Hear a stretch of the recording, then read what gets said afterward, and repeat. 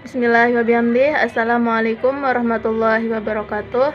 Perkenalkan, nama saya Rita Nurmayanti, nomor NIM 20011100075. Di sini saya akan mempresentasikan tentang konsep umum tumbuh kembang anak dengan rekan saya Ru'yal Aini. Baiklah, untuk mempersingkat waktu, saya akan menjelaskan tentang pertumbuhan dan perkembangan anak. Pertumbuhan dan perkembangan anak merupakan suatu proses dan peristiwa yang setiap manusia atau individu pernah mengalaminya. Bahkan peristiwa itu juga dialami oleh semua makhluk hidup, seperti tumbuh-tumbuhan dan hewan. Pada manusia, terutama pada masa kanak-kanak, proses pertumbuhan dan perkembangan ini terjadi sangat cepat. Perubahan yang terjadi pada diri seseorang tidak hanya meliputi apa yang tampak, seperti perubahan tubuh fisik dengan bertambahnya berat badan dan tinggi badan, tetapi juga perubahan dalam segi yang lain seperti berpikir, berperilaku, berbahasa, dan lain-lainnya.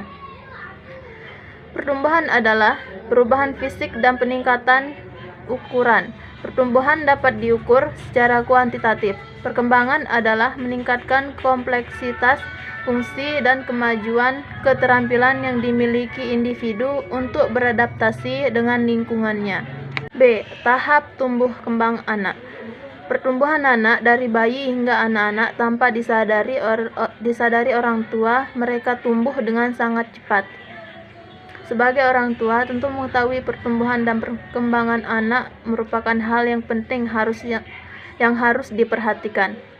Dalam setiap fase perkembangan anak-anak, para orang tua pasti akan dikejutkan dengan berbagai perkembangan anak dari mulai bayi hingga anak-anak, seperti mulai bisa tengkurap, berjalan, hingga mengucapkan kata-kata sederhana dapat membuat orang tua merasa kagum. Oleh karena itu, bagi orang tua perlu untuk memperhatikan anak-anak mereka dengan mengetahui tumbuh kembang anak, dan yang tak kalah penting adalah mengetahui sejauh mana perkembangan anak. Berikut tahapan pertumbuhan anak. Tahapan pertumbuhan anak.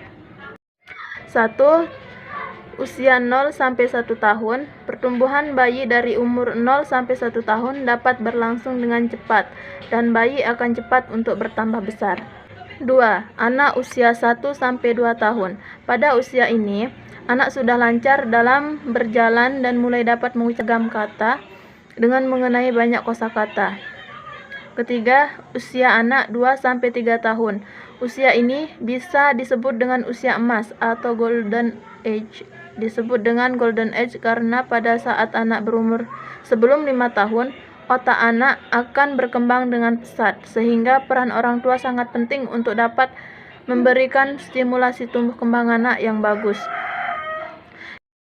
Keempat, usia anak 3 sampai 5 tahun. Pada usia ini, umumnya kemampuan anak mulai dari berbahasa, sensorik, kognitif, emosi sudah baik. Anak mulai dapat mengenal pertemanan di mana mereka akan mulai untuk berinteraksi dengan banyak orang, terutama teman sebayanya. Kelima, usia 6 sampai 10 tahun.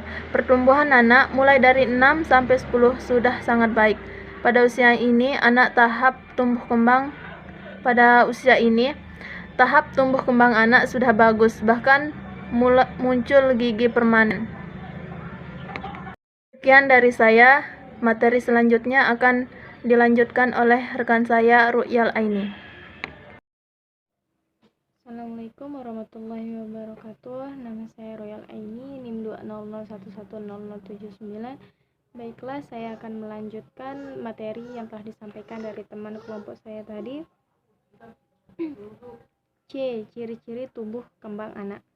Dalam peristiwa pertumbuhan dan perkembangan anak memiliki ciri-ciri khas yang membedakan komponen satu dengan yang lainnya. Pertumbuhan memiliki ciri-ciri sebagai berikut. Yang pertama yaitu dalam pertumbuhan akan terjadi perubahan ukuran dalam hal bertumbuhnya ukuran fisik seperti berat badan, tinggi badan, lingkar kepala, lingkar lengan, lingkar dada, dan lain sebagainya. Yang kedua yaitu dalam pertumbuhan dapat terjadi perubahan proporsi yang dapat terlihat pada proporsi fisik atau organ manusia yang muncul melalui dari masa konsepsi hingga dewasa. Yang ketiga yaitu pada pertumbuhan dan perkembangan terjadi hilangnya ciri-ciri lama yang ada selama masa pertumbuhan seperti hilangnya kelenjar timus, lepasnya gigi susu, atau hilangnya refleks tertentu. Dan yang terakhir yaitu dalam pertumbuhan terdapat ciri baru yang secara perlahan mengikuti proses kematangan seperti adanya rambut pada daerah aksila, pubis, atau dada. Sedangkan perkembangan juga memiliki ciri-ciri sebagai berikut. Yang pertama yaitu perkembangan selalu melibatkan proses pertumbuhan yang diikuti dari perubahan fungsi seperti perkembangan sistem reproduksi akan diikuti perubahan pada fungsi alat kelamin. Yang kedua yaitu perkembangan memiliki pola yang konstan dan hukum tetap, yaitu perkembangan dapat terjadi dari daerah kepala menuju arah kaudal atau dari bagian proksial ke bagian distal. Yang ketiga yaitu perkembangan memiliki tahapan yang berurutan mulai dari kemampuan melakukan hal yang sederhana menuju kemampuan melakukan hal yang sempurna. Yang keempat yaitu perkembangan setiap individu memiliki kecepatan atau pencapaian perkembangan yang berbeda-beda. Dan yang terakhir yaitu perkembangan dapat menentukan pertumbuhan tahap selanjutnya, di mana tahap perkembangan harus melewati tahap demi tahap. D. Faktor-faktor yang mempengaruhi tumbuh kembang anak. Terdapat beberapa faktor yang mempengaruhi tumbuh kembang anak, baik secara bawaan ataupun dipengaruhi lingkungan. Faktor-faktor yang dimaksud adalah sebagai berikut. Yang pertama yaitu faktor genetik. Masalah utama dari perkembangan anak adalah faktor genetik. Beberapa hal yang dipengaruhi oleh faktor gen adalah jenis kelamin, ras, ataupun adanya penyakit turunan. Potensi genetik yang dapat membuahkan hasil perkembangan genetik yang baik pula, sedangkan jika tidak, maka hasil perkembangan genetik mungkin tidak akan baik. Yang kedua yaitu cuaca. Perkembangan tumbuh kembang anak juga dipengaruhi oleh cuaca di sekitar anak tinggal. Cuaca yang tidak mendukung dapat menyebabkan berkurangnya persediaan pangan, bahkan dapat menyebabkan wabah penyakit, sehingga perkembangan anak tertunda dan tidak maksimal. Untuk mencegahnya, orang tua harus memberikan pasokan nutrisi yang cukup. Yang ketiga yaitu sanitasi. Kebersihan tempat tinggal ternyata mempengaruhi kualitas kebersihan si bayi.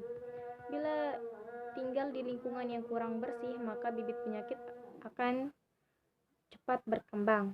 Anak akan mudah terserang penyakit seperti flu, diare, hingga tipes.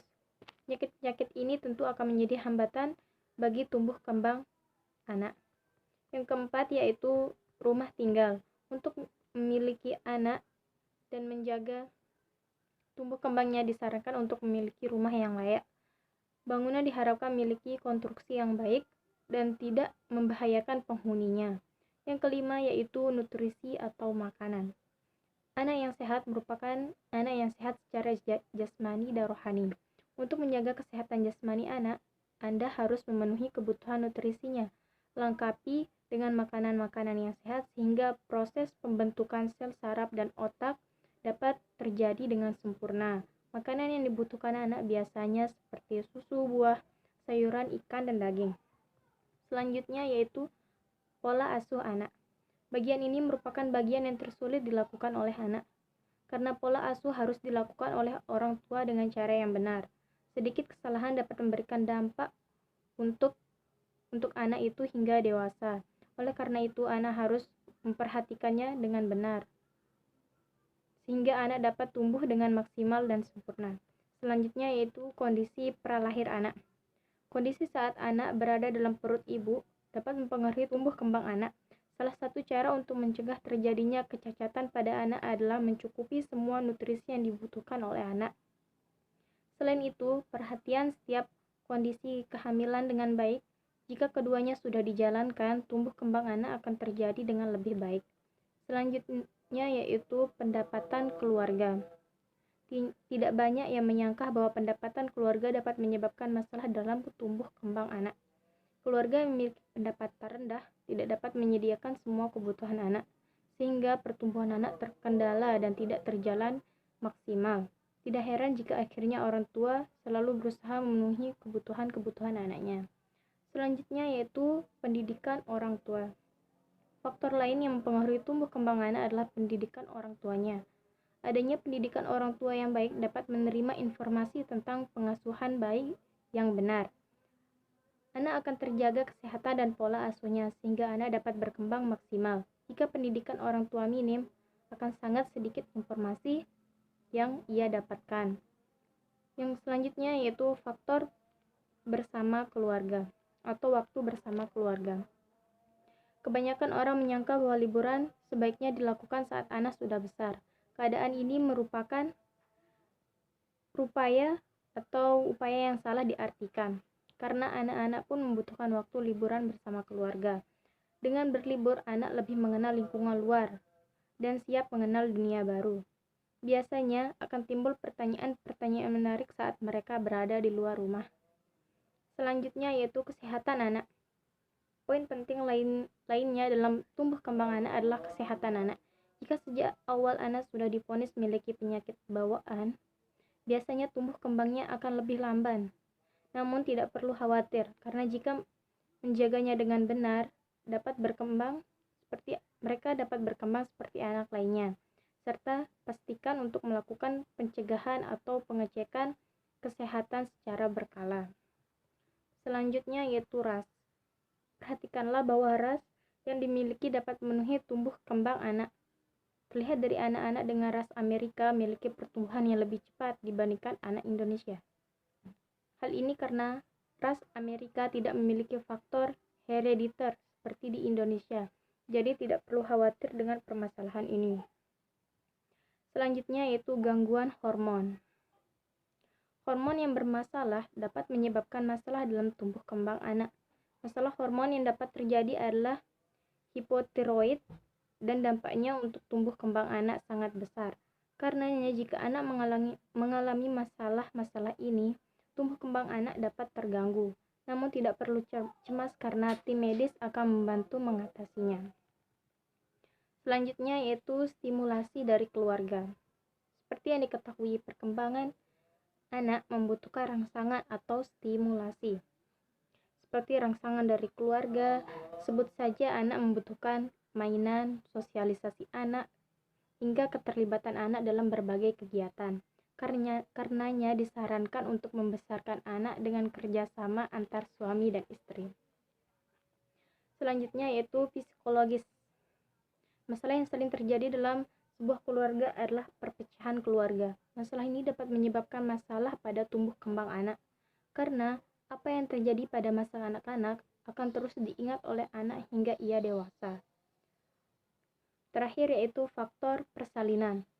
Masalah tumbuh kembang anak dapat terlambat saat terjadinya kompleksi atau masalah dalam persalinan. Faktor tumbuh kembang anak ini dapat menjadi masalah saat mengalami trauma kepala atau aspeksia, di mana dapat menyebabkan kerusakan pada jaringan otak anak dan menghambat tumbuh kembangnya. Kesimpulan.